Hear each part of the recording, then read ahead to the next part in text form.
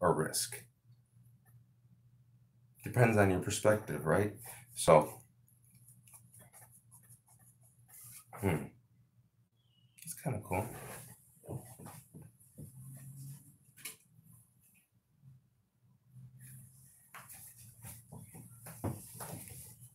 Opportunity or risk? It depends on your perspective.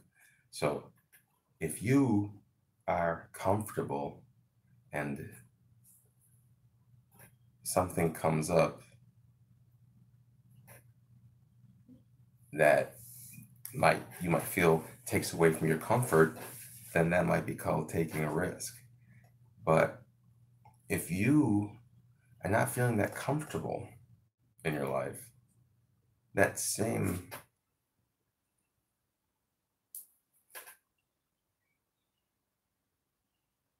chance, that same presentation might seem an opportunity. So I guess everything really comes down to your perspective. So um, maybe not be so comfortable. Always be a little bit uncomfortable, a little bit unsatisfied, and not to where you're taking wild risks, but maybe something that you go, I don't want to do that. You go do it. And you're like, oh shit, I met this person and then they told me about this and I found out about this and wow, look at how it helped me with this. That's happened. How many times has that happened? Or you can just stay home because it's uncomfortable. I don't want to.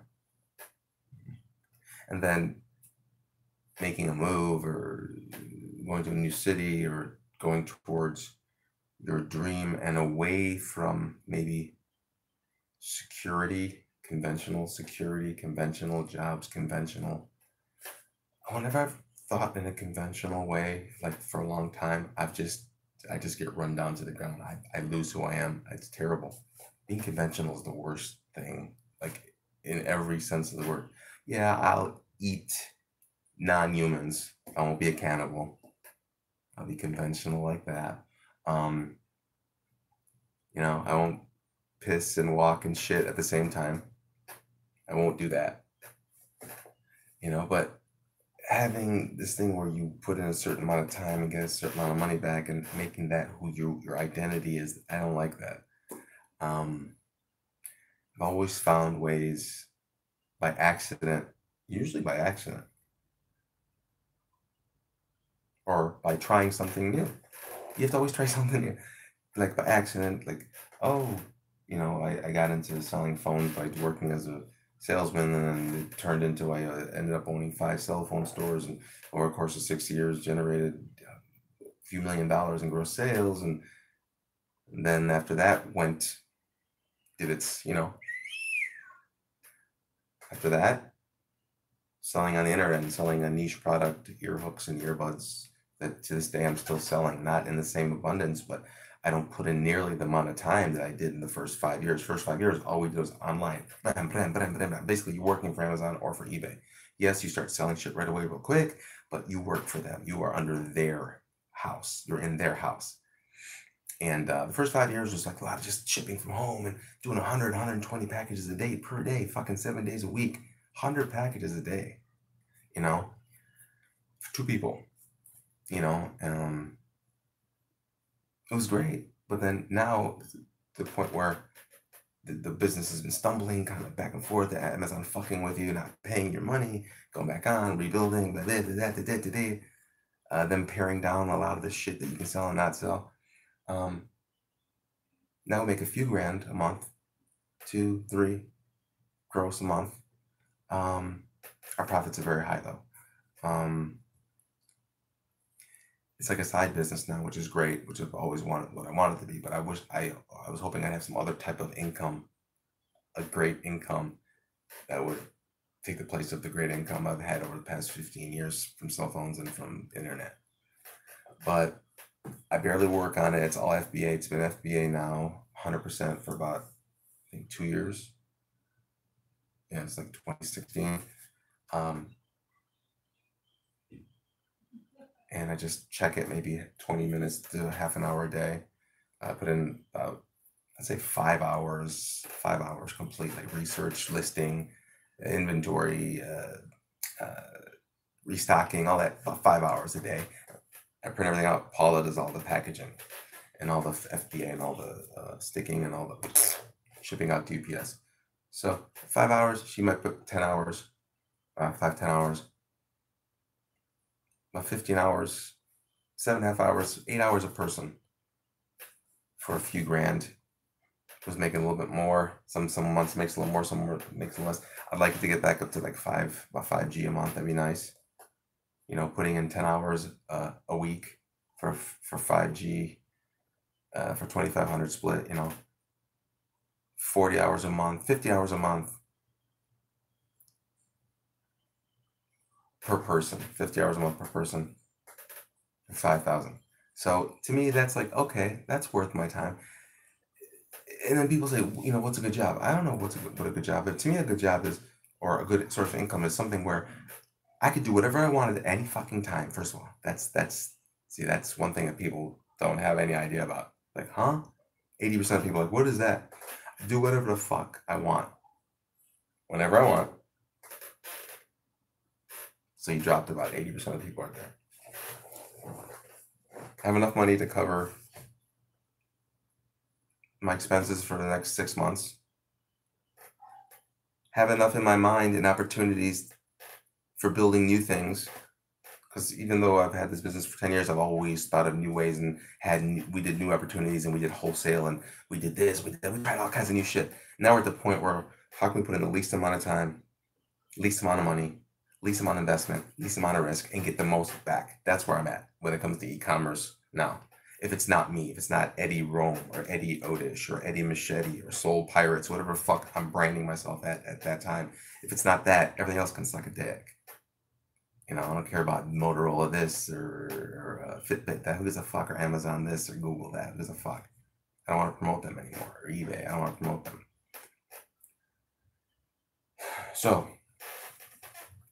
you know, work 5-10 hours a week, and it's not work. Just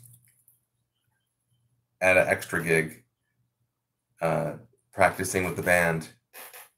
Most of it's done on my smartphone now. Most of it's done on Android. I can even print out and just send to my Gmail, you know, the FBA and I think I'm doing an Amazon class.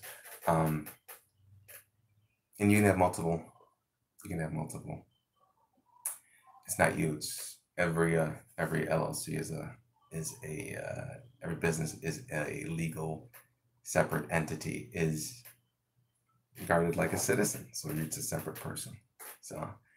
But Amazon doesn't want to pay new businesses that start out. A lot of new businesses, unless you got some kind of deal with them or you know somebody, they hold on to 20, 30, 50, 70% of your money for a year, 2 years. How are you going to build a business when they're holding on to your money every 2 weeks? They pay every 2 weeks, and you're supposed to get $1,000. They give you $300. And we're going to hold on to that $700 until everything gets to the customer, whatever the fuck that means. But everything's been primed anyway. Primed 2 days, they got it. 1 day sometimes in LA and New York. So people get to the point, they have $10,000 that Amazon just hold on to their money. They can't build their business. So they don't want small businesses anymore. They want people that can say, hey, you're gonna hold on to $1 million for a first year? Go ahead. Amazon now is just a proving ground. So try to stay low. Just try to stay out of their fucking way. Cause no problems. I don't ask them any fucking questions. If there's a feedback, I'll get it removed. There's no calling people on the phone. There's no, you know, hey, I got a Christian. Fuck all that. Go to all those seminars. They have no fucking. No one has any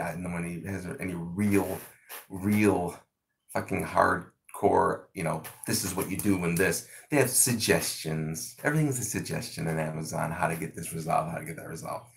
You know, the feedback you can do yourself. It's easy. It says if it's a this, you give it. If they complain about the fucking FBA, then yeah, take it out. If it's a direct review, it's not a seller review. Yeah, but everything else, unless they owe you money, and you want your fucking money, don't talk to Amazon. Don't say one fucking word to them, because you just go there and make your $3,000, $4,000, $5,000 a month, $10,000 a month if you're lucky. Okay, without anyone knowing who the fuck you are. and don't build your life on it because it'll be gone. You'll be swallowed up by them or they will force you out. It's nothing personal. It's just that's the way of business. You look up the word Amazon, it means to devour. That's one of the definitions, to devour, which is great. Fine. I learned, and I'm learning that, oh shit, I need to have multiple streams of income. I used to have eBay, used to have Amazon, but Amazon made it so easy that eBay just became a pain in the ass. Dealing with eBay customers is like dealing with fucking goofs, man. God, they ask you the stupidest questions. It was just like, really? Really? Shut up. It's $4.38 you spent, you fucking asshole. Shut the fuck up. Really? You want it small when it said medium on it 3 fucking times? And it costs $4.99? And you want me to pay your shipping so you can send it back so you can get... Fuck you. Shut the fuck up. Stick your head back under a rock. So that's why we stopped selling. That's one of the many reasons we stopped selling on eBay. On eBay, you'd sell fucking... If you sold 50 items on eBay a day, you'd get 10 to 15 questions. And I sell 100 on Amazon FBA and I get 0 questions. Even when I self-fulfilled, sell 100 on every 100 on Amazon, you give me 5. 100 on eBay, oh my God, you get 25. And that'll take up most of my time answering stupid questions because you're afraid they're going to give you bad feedback. Fuck eBay. eBay is back to being for super sellers that deal with DHL and get super deals. I tell people how to get that, refer people to those links. You know, they all your stuff's by the weight, no longer by, per parcel. For them, it's back for the antiques and garage sale. That's eBay. So I don't know how anybody new can really make money on the internet now, besides being original. So Etsy and fuck it. I guess it's time to be a musician, a paid musician, in some sense of the business somewhere. Just niche it out. We're going to niche it out.